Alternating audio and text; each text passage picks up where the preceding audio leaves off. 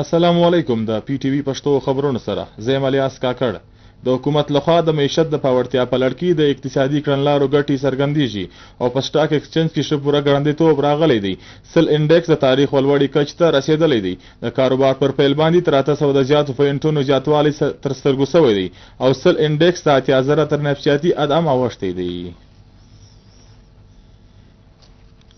له وزیر اعظم شهباز شریف سره د بلاول بټو زرداری په مشرۍ کې د پیپلز پارټي ډلې ولیدل او د بجټ په اړه چارو باندې خبرې وسوې.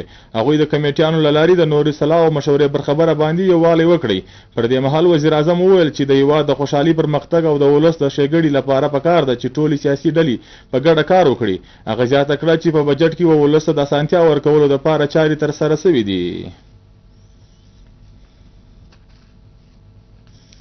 د چین د کمیونست پارټي مخور پاکستان ته راغلی دی. د چین وزیر او نایب وزیر اعظم اسحاق ډار په اقتصادي راداري باندې د سیاسي ډلو په ګډې سلاکارۍ درېیمې غونډې مشري کوي. د چین وزیر به د پاکستان د لوړو سیول او عسکري چارواکو سره لیدل کتل هم کوي. د معیشت د پیاوړتیا لپاره د ځانګړي سرمایه‌کارۍ د سہولت کونسل هڅې روانې دي او د بهرنیو سرمایه‌کارانو باوري پر ځای سوي دي.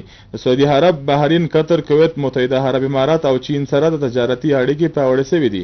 د هیټي توانایي، معدنیات او کرنې په څانګو کې په بهرنۍ سرمایه‌کارۍ ښه پوره زیاتوالی راغلی دی. د اسرائیل ترهګرۍ روانه ده چې له کبله یې نور 15 فلسطینیان شهیدان سوي دي او 130 ژوبل سوي دي. یهودي ځواکونو په لویدیځو سیمو کې په برید کولو سره 9 فلسطینیان شهیدان کړي دي او 10 کسان یې ټپیان هم کړل چې د مرستو په هیله وو. پر دې سربیره د لبنان پر پوله هم تاوتریخوالی روان دی. وزیر اعلی بلوچستان میر سرفراز بگټي په سیوی کشمور سړک باندې همن د بحالولو دپاره د کاروایي هدایت وکړي. وزیر اعلی بلوچستان پر هدایت باندې د جرایم پیشه عناصرو په مقصد کامیابه کاروایي وکړل سوه. د کورنۍ چارو د محکمې مطابق د کاروایي په دوران کې د جرمونو په کاروایانو کې د لاس لرونکو چاکراني کینګ ټیکانې تباه کړل سوي دي. وزیر اعلی بلوچستان میر سرفراز بگټي د اف سی پولیس، سی ټي ډي او د لیویز ځواکونو ته په کامیابه کاروایي باندې شاباشي ورکړې. په سیوی کشمور سړک باندې د ډاکې، شکونی او په سر انګیزي کې لاس لرونکي کینګ په ضد اپریشن د ډیپټي کمشنر ډیرا بگټي له لنجو سفاري په سیمه کې د پولیس، سی ټي ډي او اف سی کامیابه کاروایي وکړه.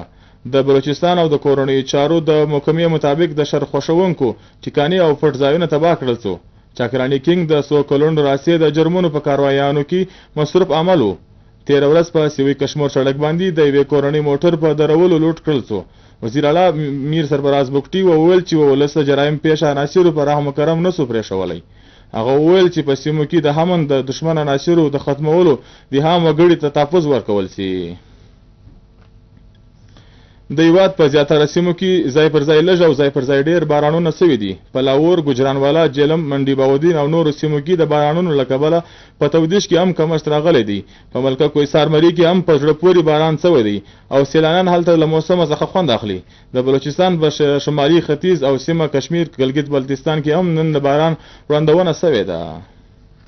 او اوس پښتو خبرونه پای ته ورسېدل او مشترک کړئ. اجازت د خدای په امان.